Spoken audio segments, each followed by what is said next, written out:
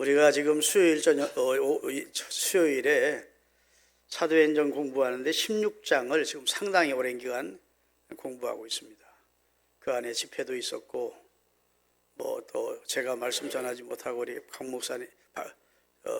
정 목사님이 전하는 일도 있었고 그래서 연결이 못 됐는데 오늘은 이제 16장을 마감하는 그런 시간을 갖도록 하겠습니다. 16장 내용은 바울이 바울과 실라와 전도단 일행이 빌립보에 가서 복음 전하다가 무당처럼 귀신 들려 점하는 여자 하나를 치유해 주고 나서 칭찬이나 상은 받지 못하고 도리어 법정에 끌려가 정당한 재판 절차도 없이 매를 치는 태형을 당하고 감옥에 수감되는 그런 일이 벌어졌다 했고, 그들이 그런 억울한 상황을 당했는데도 불구하고 밤중에 하나님께 찬양과 기도를 했는데 감옥에 있는 모든 사람이 들을 만큼 크게 찬양하고 감사 기도를 했다는 겁니다. 그랬더니 이제 옥토가 움직이고 지진이 나면서 옥문이 열리고 그 사람들 손과 발에 채웠던 착고가 풀어지는 하나님의 능력, 권세 그리고 이 초월적인 역사가 나타나죠. 그럼 당연히 도망해야 되는데 도망하지 않고 그들이 그냥 감옥 안 굴 쪽에 있었다고요. 자신들이 도망하면 간수가 해를 당할 걸 알기 때문에 또 무슨 범죄하다가 도망하는 사람처럼 아마 피하여 도망하고 싶었지를 자존심이 안 했을 겁니다. 바울과 실라가. 졸고 있다가 깜짝 놀란 간수들이 도망한 줄 알았다는 겁니다. 왜 깜깜한 감옥 안쪽은 안 보이니까 다 도망갔겠구나 하고 칼을 빼서 자기를 하려고 하는 순간 우리가 도망하지 않고 다 여기 있어 당신 몸을 해하지 마시오 하니까 그가 너무 충격을 받고 등을 달라고 해서 등불을 들고 안으로 들어와서 바울과 실라 앞에 선생들아 내가 어떻게 해야 구원받겠느냐 물었고 주 예수를 믿으십시오. 그러면 당신과 당신의 가정이 구원받을 것입니다 했더니 바울과 실라를 그 밤중에 자기 집으로 모셔가서 씻어드리고 맞은 것을 씻어드리고 식사를 대접하고 그와 그의 온 집이 복음을 듣고 세례를 받는, 그래서 빌립보 지역의 교인이 자녀들이 몇 사람이었는지는 모르지만 교인이 부쩍 늘어나는 역사가 나타난 겁니다. 그대로 이제 피하에 가면 될 터인데 피하에 가면 누가 해를 당하죠? 간수가 죄수를 지키지 못했기 때문에 간수가 위해를 당할 것을 아는 바울이랑 실라가 다시 감옥으로 들어가서 그 밤을 지낸 겁니다. 그랬더니 위에서 어떤 마음인지 자기들에게 태형을 가하고 감옥에 처하게 했던 당시 행정관들이 이제 방면해 주라 한 것이죠. 아마 자기들도 너무했다 싶을지도 모르죠. 뭐 나쁜 일 한 것도 아닌데 태형으로 때리고 감옥에 넣었다는 자체가 좀 과했구나 싶어 생각이 됐는지 오늘은 방면하자 했더니 그쪽에서 연락을 받고 나서 그 간수에게 연락이 온 것이죠. 그랬더니 간수가 얼마나 기쁘겠습니까? 자기에게 복음을 전하여 예수 그리스도를 주로 영접하게 해준 은인들이 석방이 되는 좋은 소식을 가서 기쁘게 전했더니 바울과 실라가 때릴 때는 언제고 지금은 나가라? 로마 사람인 우리를 정당한 법 절차도 거치지 않고 태형을 가하고 감옥에 넣었다가 이제는 살짝 내보내려고 하느냐? 와서 정당하게 사과를 하지 아니하면 우리는 나가지 않겠노란 거예요. 자, 빌립보의 행정관들이 몰랐던 것이 무엇입니까? 우리가라고 한 걸 보면 바울도 로마의 시민권이 있던 사람이고 실라도 로마의 시민권이 있던 지도자였음을 알 수 있습니다.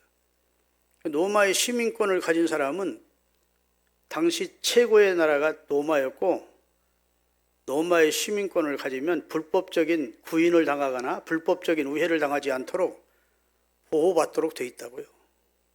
정당한 절차 없이 불법 구궁하거나 불법으로 무슨 벌을 주면 그런 불법을 행한 사람을 로마 정부가 소환해서 그를 가차없이 벌 주게 되어 있습니다. 이게 로마 시민권을 가지면 함부로 다주를 못하는 것이죠.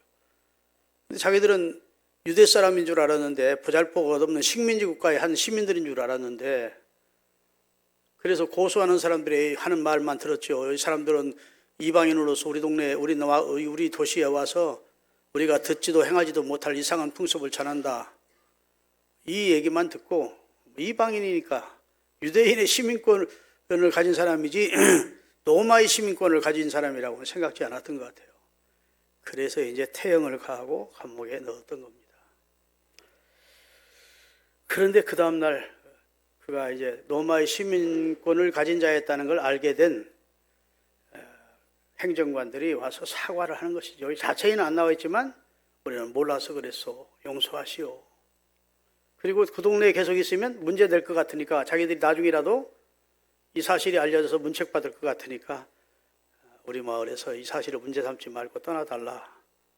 이렇게 부탁을 받고 나와서 자신들을 위해서 기도해주고 있을 당시 몇 명 안 되는 빌립보 교인들에게 가서 자기들이 석방됐음을 알리고 따라합시다. 위로하고 가니라.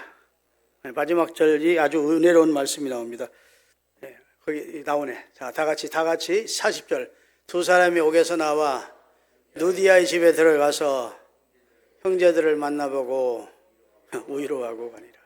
위로를 누가 받아야 돼 지금? 바울과 실라가 받아야 되는데 도리어 당시 기독교인들을 위로하고 다음 행선지로, 복음 전할 행선지로 갖다 놨다. 이렇게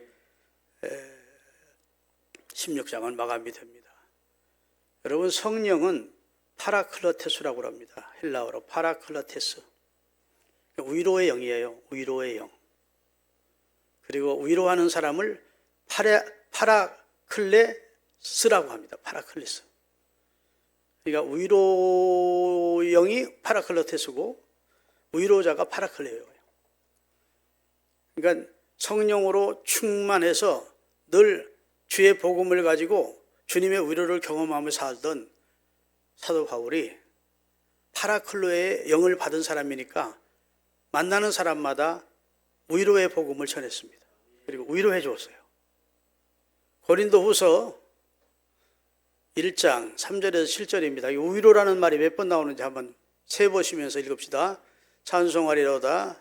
그는 우리 주 예수 그리스도의 하나님이시요 자비의 아버지시요 모든 위로, 우리가 하나 첫 번째 나오죠. 그다음 위로의 하나님이시며 우리를 모든 환난 중에서 우리를 위로하사 두 번, 우리로 하여금 하나님께 받는 위로로서 모든 환난 중에 있는 자들을 능히 위로하게 하시는 이시로다. 네 번, 그리스도의 권한이 우리에게 넘친 것 같이 우리가 받는 위로도 다섯 번, 그리스도로 말미암아 넘치는도다. 우리가 환난 당하는 것도 너희가 위로와 구원을 받게 하려는 것이요, 우리가 위로를 받는 것도 너희로 위로를 받게 하려는 것이니 이 위로가 너희 속에 역사하여 우리가 받는 것 같은 고난을 너희도 견디게 하느니라. 7절, 우리를 위한 우리의 소망이 견고함은 너희가 고난에 참여하는 자가 된 것 같이 위로에도 그러할 줄 압니다. 10번을 몇 절 안 되는 이 성경 규절에 위로라는 말을 10번을 거듭해서 기록하고 있는 걸 보면 한마디로 이런 말씀입니다. 하나님은 위로의 하나님입니다. 그리고 우리에게 한없는 위로를 주시는 분이고 우리가 하나님께 받은 위로를 가지고 또 어려움을 당하는 사람들을 위로케 하기 위해서 우리에게 하나님이 위로자를 삼으셨다. 하나님이 먼저 우리를 위로해서 영멸할 수밖에 없는 우리에게 최고의 위로가 구원이죠. 구원을 주셨고 또 이 세상 우리가 살아갈 때 주변에 어려움을 당하는 사람들을 하나님께 받은 위로를 가지고 그들을 위로해서 그들로 하여금 다 위로받고 구원에 이르도록 하는 성령의 사람 만드시려고 하나님이 우리를 택하셨다. 이런 뜻이에요. 어제 몇 사람이나 위로해 보셨습니까? 오늘은 몇 사람이나 위로하게 될 것 같습니까? 여러분 만나면 사람들이 격려받고 위로받기를 바랍니다. 그런데 위로는 어려움을 겪으면서 위로를 받아서 다시 새롭게 된 사람들이 남을 위로할 수가 있습니다. 본인은 아무 어려움도 겪은 적도 없고 위로받은 적도 없는 사람들은 위로의 중요성을 몰라요. 그래서 우리가 받는 고난은 그 고난은 하나님께로 받은 위로를 가지고 그 위로를 가지고 고난받는 이웃을 위로해 주기 위해서 그랬어요. 그러니까 우리가 고난받는 것도 하나님의 섭리라는 겁니다. 하나님의 위로를 경험하게 하기 위해서 그 경험을 가지고 또 어려움을 당하는 사람들을 위로하고 격려해서 구원해 주라고 하나님이 우리를 선택하시고 위로해서 구원해 주셨대요. 그리고 나서 우리에게 위로자로 우리를 세워주셨답니다. 파라클레오가 되도록. 여러분 만나서 사람들이 막 기분이 다운되고 상처받고 그렇게 대인관계 하면 절대로 안 되고, 여러분과 대인관계를 맺으면 다 사람들이 낙심됐다가도 새 힘을 얻고 위로받고 격려를 받고, 아 나도 한번 주님 안에서 해보자, 그런 마음을 갖도록 위로자로 살아가야 됩니다. 하나님께서는 무슨 일을 행하실 때 생각 없이 갑자기 행하시는 분이 아니고 미리 하나님의 사람들에게 말씀하시고 행하시고 또 그 일을 행하실 때에는 여건을 다 만들어 주십니다. 그래서 이걸 여호와 이레의 하나님이라고 하는 거예요. 지금부터 약 2000년 전 노마가 세계를 점령했습니다. 당시 아시아 그리고 유럽이 거의 노마의 속국이었어요. 그때 아시아라는 것은 이쪽 우리가 있는 아시아 쪽을 말하는 게 아니고 소아시아 쪽을 말합니다. 그렇기 때문에 아시아, 일부 아프리카 그리고 유럽이 다 노마의 속국이었다고요. 그래서 모든 도로는 다 노마로 통한다. 팍스 노마나라고 인정할 만큼 노마가 세계의 가장 패권국이었고 모든 주변국들은 다 그의 속국이 되어서, 그래서 사람들이 다 성공을 꿈꾸는 사람들, 또 각곳에서 자유를 잃고 점령을 당해서 노예가 된 사람들이 모이는 곳이 어디냐? 노예들은 물론 자유로운 것은 아니지만 끌려온 것이고, 그 다음에 나름대로 성공을 꿈꾸고 사업을 하기를 원하는 사람들은 노마로 몰려드는 겁니다. 우리 대한민국도 보면 여기 서울 본토 사람 얼마 안 됩니다. 다 지방에서 올라온 사람들이죠. 나는 서울 본토 사람입니다 하는 사람 한번 들어보세요. 이거 봐.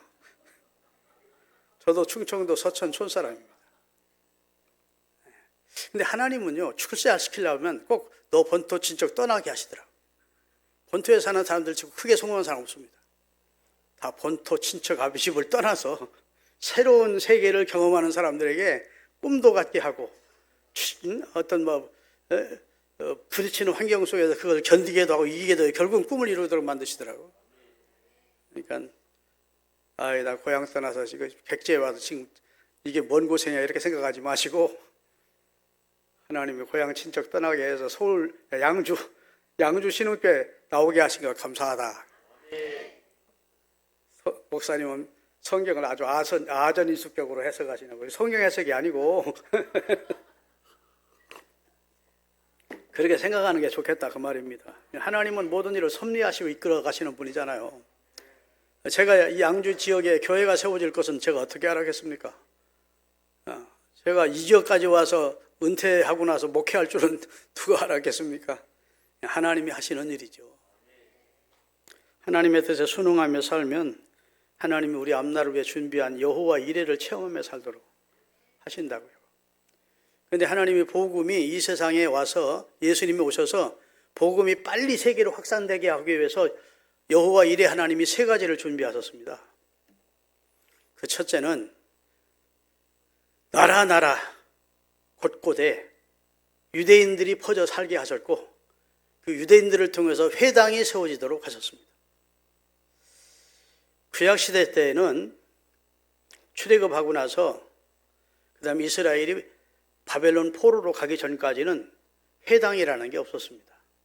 중앙성소 예루살렘 성전 하나만 짓도록 하나님이 명령해서 이스라엘의 성년된 사람들과 12살 이상 된 남자들은 무조건 절기 때 중앙성소로 오도록 예루살렘을 시온 성전으로 정해놓고 거기가 시은소라고 은혜가 내려지는 곳이라고 믿고 사람들이 예루살렘으로 모여들었다고요.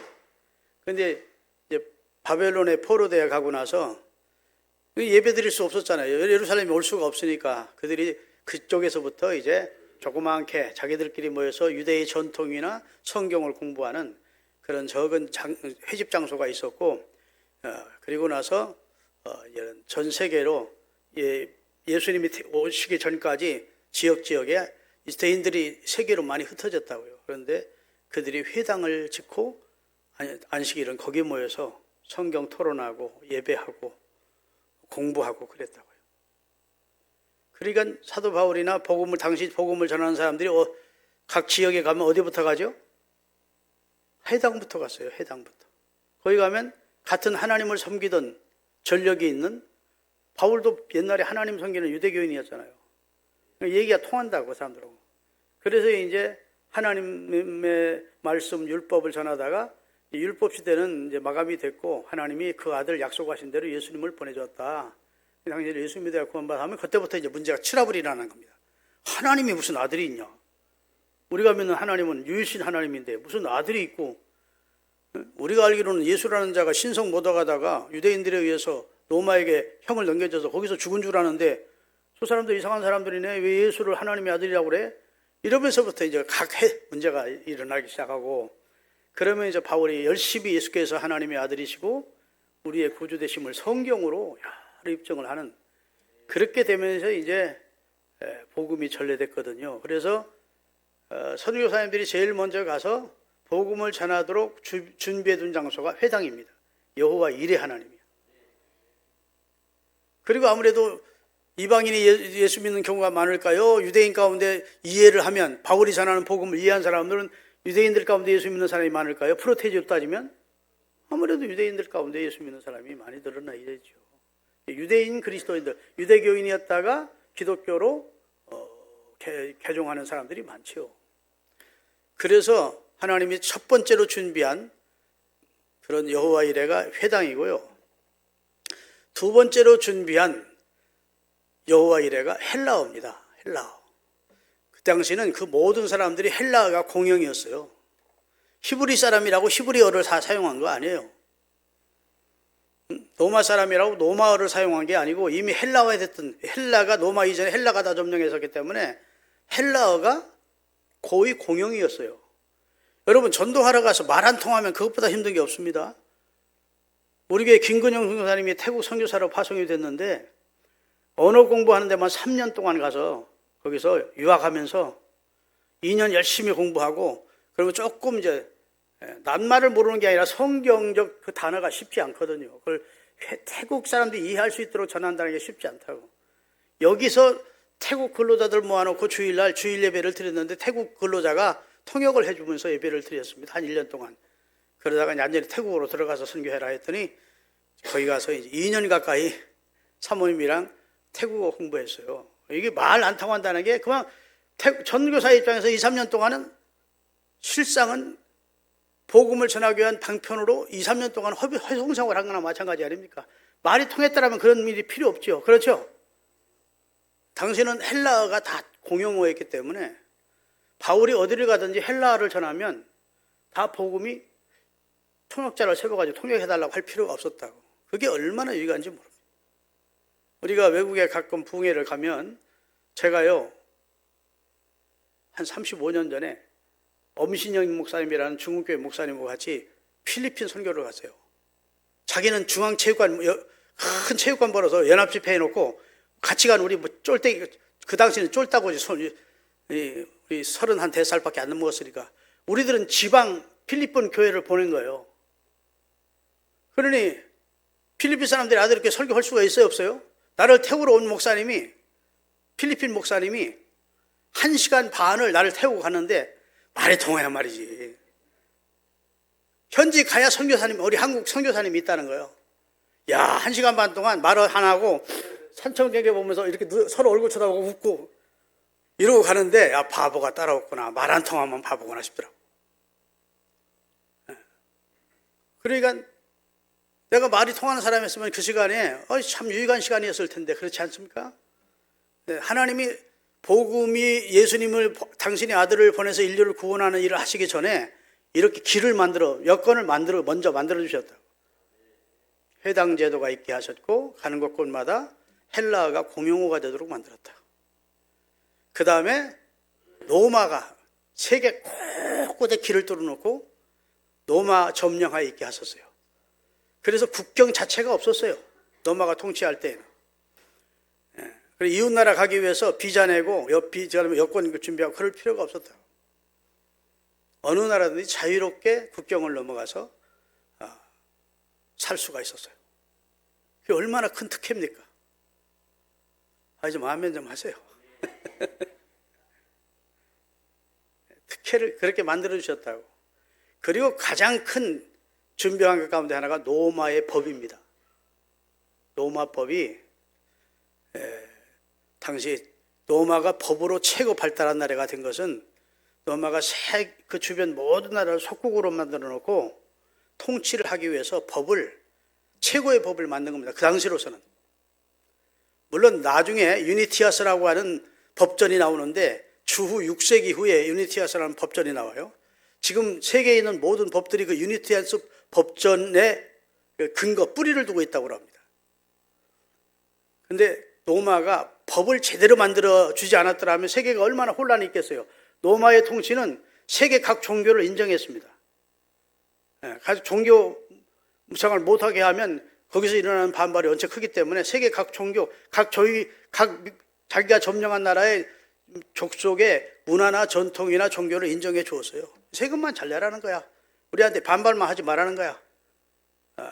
그래서 복음 전한다고 감옥에 갇히고 한 것은 나중 네로 황제 때쯤 와서 기독교인이 로마를 불태웠다 이런 루머가 돌면서 그때부터 기독교에 대한 박해가 심해졌지. 당신은 최고의 통치자를 황제로 숭배했으니까 신으로 로마의 황제 가이사는 신이다. 이렇게 신으로 경배하도록 하니까 기독교인들은 우리에게는 주가 따로 있다. 예수님만 우리의 주가 되신다.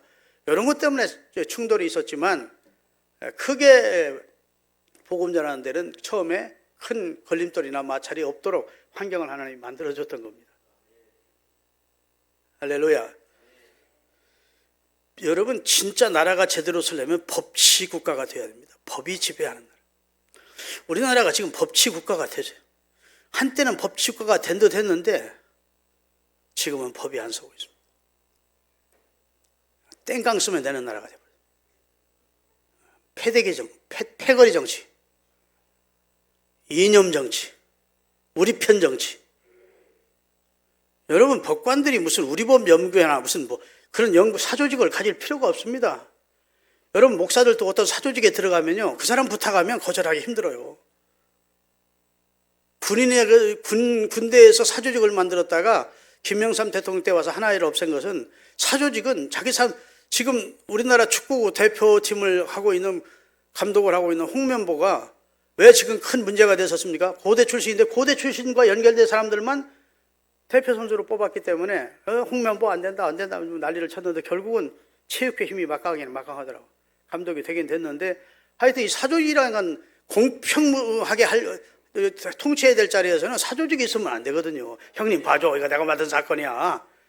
나중에 콩고물 좀 줄게. 그러면 그래냐? 네가 맡았냐? 이러면서 엉뚱한 판결을 내리고 우리 편이야. 저 사람은 우파야. 우리 우파야. 저 사람 우리 좌파 우리야. 우리 편이야. 그러면 그래놓고 내가요 총회 재판국을 하면서 어떤 변호사를 만났어요. 우리 교단에 있는 변호사입니다. 그래서 좀 법에 대해서 물어보려고 같은 활동을 했어요. 우리 서북지역노예협의회 서중노에 속해 있는 최 변호사라는 분인데 검사 출신이에요. 그래서 내가 법을 그렇게 잘하는 사람이 아니까 우리 총회 이런 건이 있는데 변호사님 이거 어떻게 하면 좋을까 했더니 목사님 그 사건 교회 사건으로 끝나겠다. 목사님 돼서 끝나야지. 그거 가지고 또 이 사법까지 왔다가는 진짜 교회 망신당합니다. 판사들이요 교회 사건 안 맡으려고 서로 밀쳐댑니다. 진짜 양보 안 하고 끝까지 고집을 부리는 사람들이 목사 장로들이더라고요. 그러면서 목사님 다 판사 손에 있습니다. 죽일 사람도 살릴 법을 갖다 대면 살리는 거고 살릴 사람도 죽일 법을 갖다 대면 죽이는 겁니다.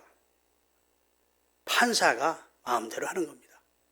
근데 판사가 양쪽에 변호사들이 세워지는데 그 변호사하고 친하면, 그리고 변호사에게 뭘 점점 신세를 얻지면, 그러면 그쪽으로 밀어두게 돼 있습니다. 우리 총회에 진용식 목사님이라는 분이 계세요. 이단 대책 위원장을 우리 총회에서 했어요. 각 교회마다 강사로 가서 이단 문제가 한참 시끄러울 때 이단 강연을 많이 했어요. 그랬더니 안상옥이가 국수 먹고 체해서 죽었다 그랬대. 그랬더니 그 부산 연합집회 갔는데 손을 앞에 사람이 펄쩍 걸더니 진짜 안성홍 씨가 국수 먹다 체해서 죽었습니까? 그랬다. 책임질 수 있습니까? 그러더래요. 나 그렇게 들었고 그렇게 알고 있다. 책임지셔야 됩니다. 그러더니 벌떡 일어나 나가더래. 그러더니 고소를 한 거예요. 그냥 알고 보니까 안상홍 쪽에서 온 거야. 이단 담당이가. 이겼을까요? 졌을까요? 1심, 2심에서 졌어. 3심에서 뒤집기가 힘든데 3심에서 이겼어요. 이기는데 이 부족한 사람이 결정적으로 역할을 해줬습니다.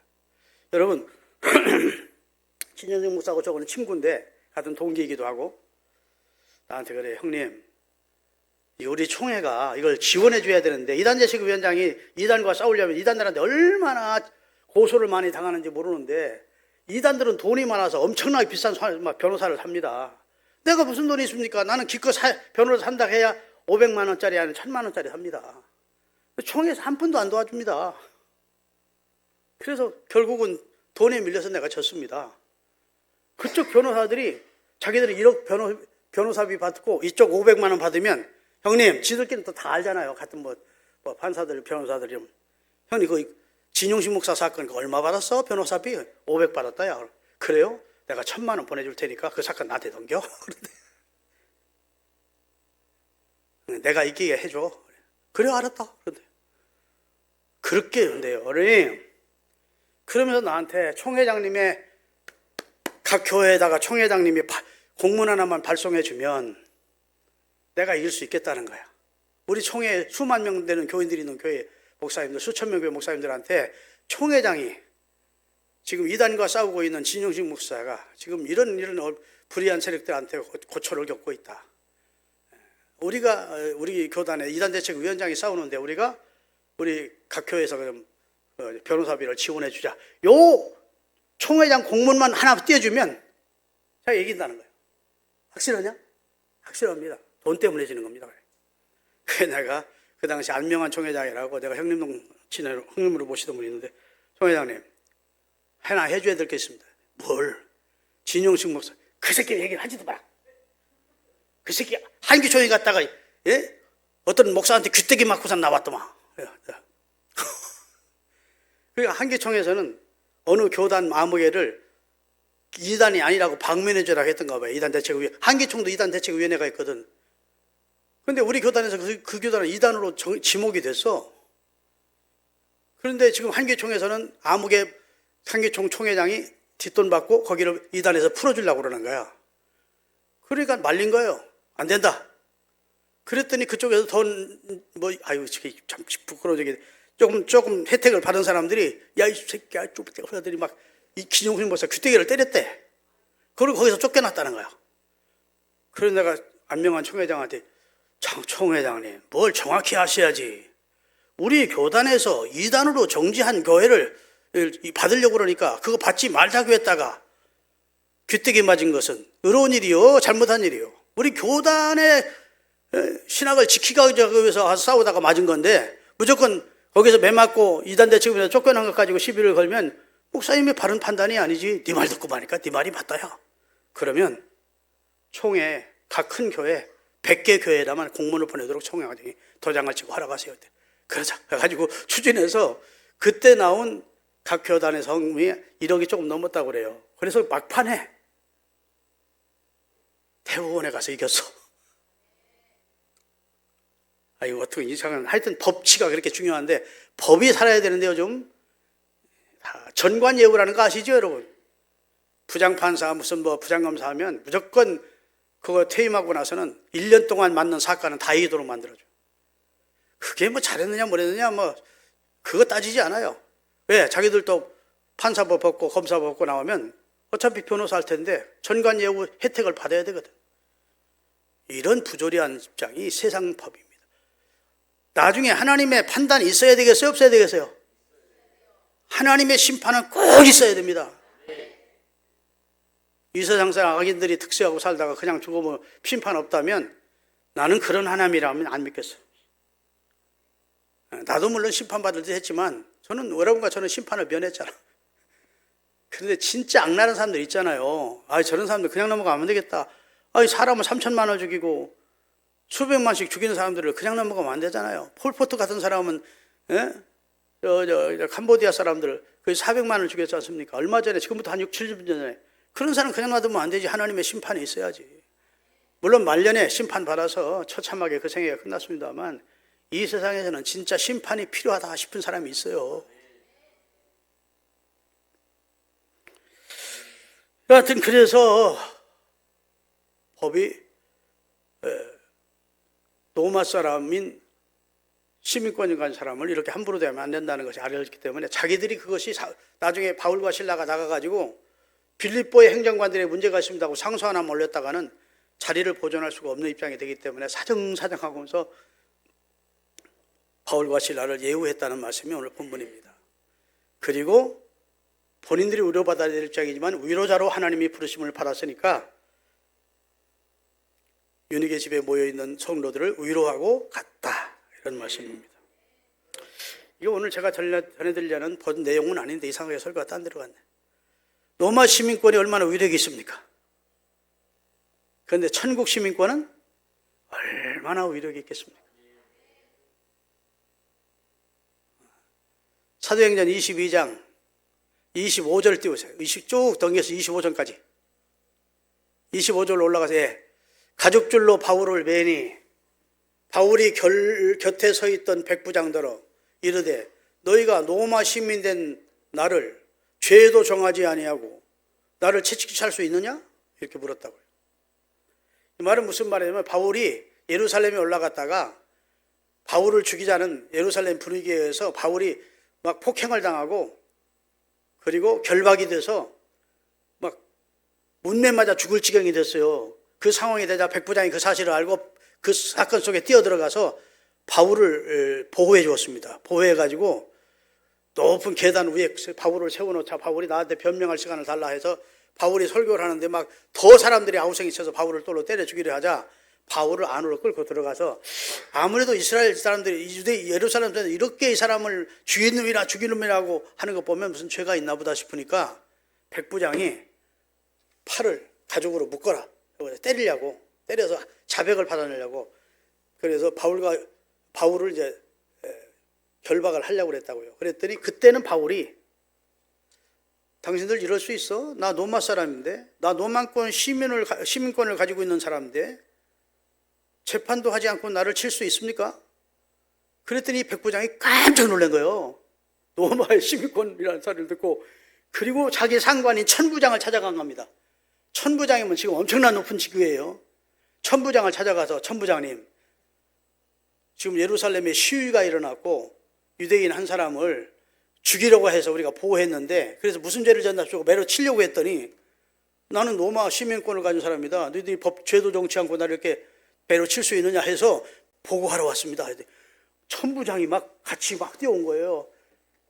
자, 읽겠습니다. 자, 26절도 띄우세요. 백부장이 듣고 가서 천부장에게 전하여 이르되 어찌하렵니까? 이는 로마 시민권을 가진 사람이랍니다. 했어요. 그랬더니 천부장이 와서 바울에게 말하되 내가 로마 시민이냐? 내게 말하라. 이르되 그러하다. 나 시민이다.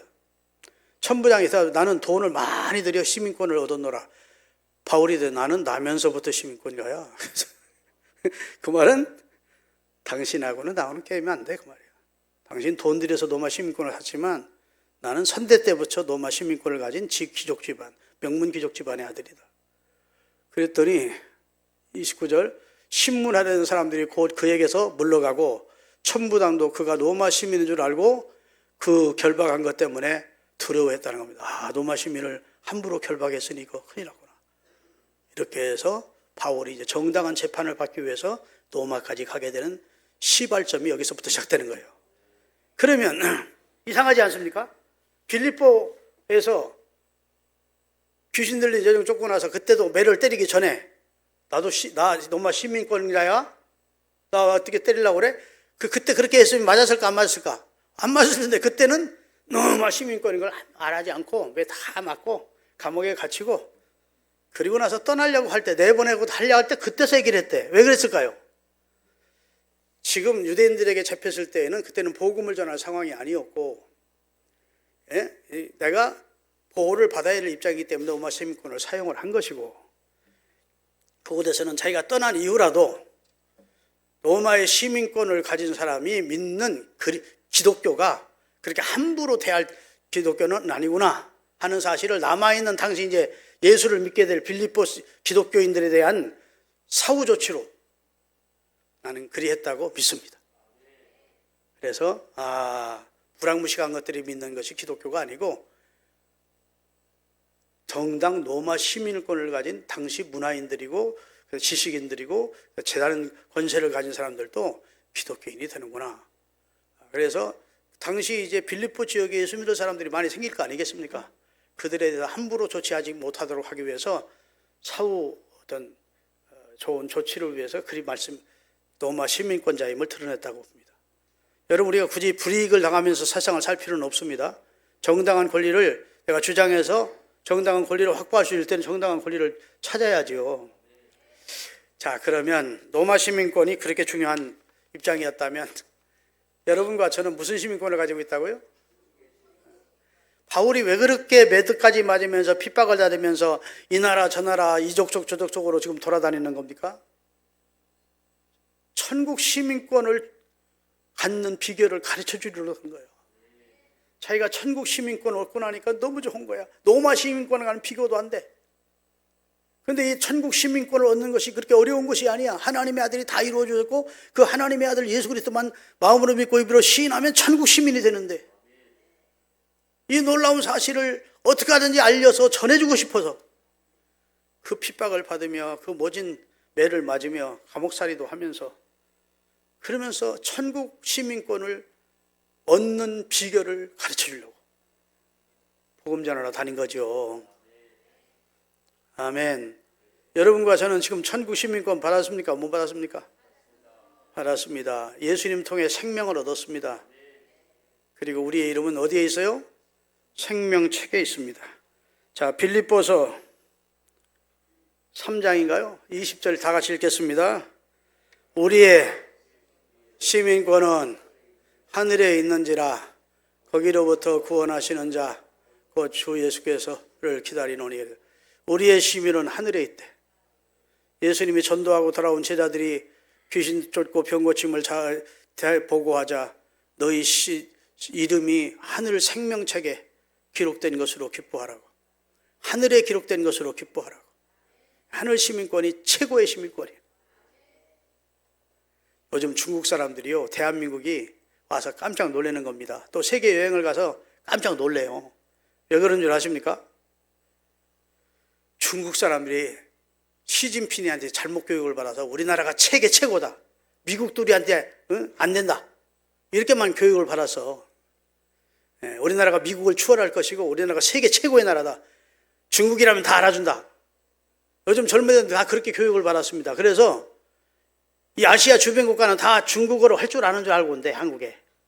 근데 중국어로 말하면 하나도 못 알아듣으니까 이 세계 최고의 나라의 말을 못 알아듣다니 여기서부터 충격받는데요. 그 다음에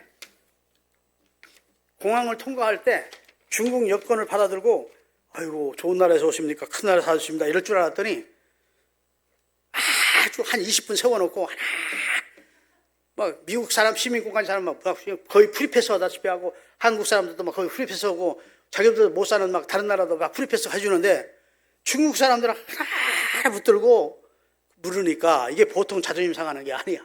이 사람들이 착각 속에 산 겁니다. 우리가 최고 나라 한 줄 아는데 세계는 길가에서 똥이나 싸는 놈들, 소리 질러서 쌈만 잘하는 놈들, 지저분하기가 한이 없는 놈들 이렇게 하는 거예요.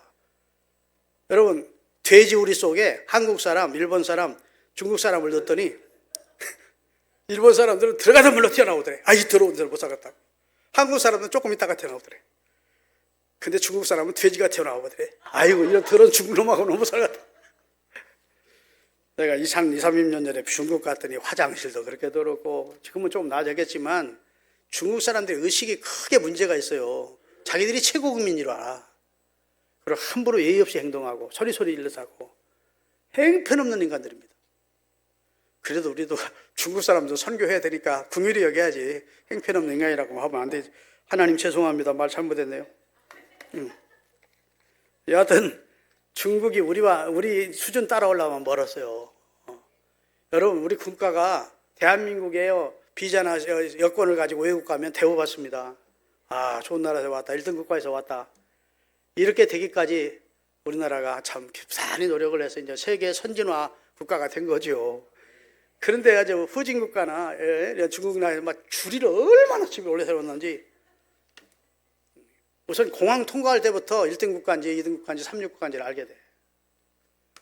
그런데 이 세상의 나라도 그렇게 시민권이 중요한데, 여러분, 중국에 있다가 잡히면 북한 시민권 가진 사람은 어떻게 돼요? 북한으로 송환돼서 정치범 수용소 가서 거의 죽어요.